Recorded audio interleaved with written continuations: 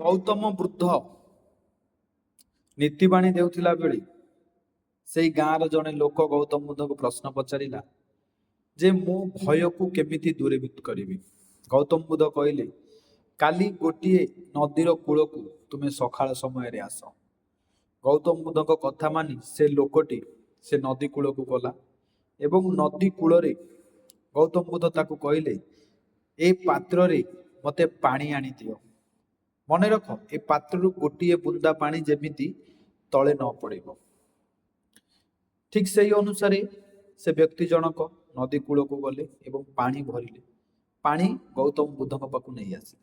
ଗୌତମ ବୁଦ୍ଧ ପଚାରିଲେ, ଏଥିରୁ କେତେ ବୁନ୍ଦା ପାଣି ପଡ଼ିଛି? ଲୋକଟି ଉତ୍ତର ଦେଲା, ଗୋଟିଏ ବୁନ୍ଦା ବି ପାଣି ପଡ଼ିନାହିଁ। ଯେତେବେଳେ ତୁମେ ପାଣି ଭରିଲ ସେତେବେଳେ ମନରେ କ'ଣ ଭାବନା ଥିଲା?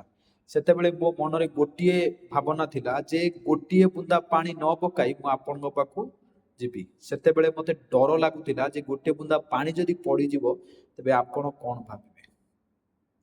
ତେଣୁ ମୁଁ ମୋର କାମରେ ମୋ ଲକ୍ଷ୍ୟ ଦେବି। ଗୌତମ ବୁଦ୍ଧ ଉତ୍ତର ଦେଲେ, ଯେତେବେଳେ ତୁମର ଲକ୍ଷ୍ୟ ତୁମ କାମରେ ଲକ୍ଷ୍ୟ ସାଧିତ ହେବ ସେତେବେଳେ ତୁମ ଲକ୍ଷ୍ୟ କେବେ ବି ହେଲେ ବିଫଳ ହେବ ନାହିଁ। ତେଣୁ ଯେଉଁ କାମ ବି ଆପଣ କରନ୍ତୁ ନିଜ ହୃଦୟର ସହ କରନ୍ତୁ ଏବଂ କାମ କରିବା ସମୟରେ ସଦାସର୍ବଦା ଏକ ଲକ୍ଷ୍ୟ ରଖନ୍ତୁ, ମୁଁ କିଭଳି ଭାବେ ସଫଳ ହେବି। ବିଫଳତା କଥା କେବେ ବି ମନରେ ଚିନ୍ତା କରନ୍ତୁ ନାହିଁ। ଜୟ ସୀତାରାମ।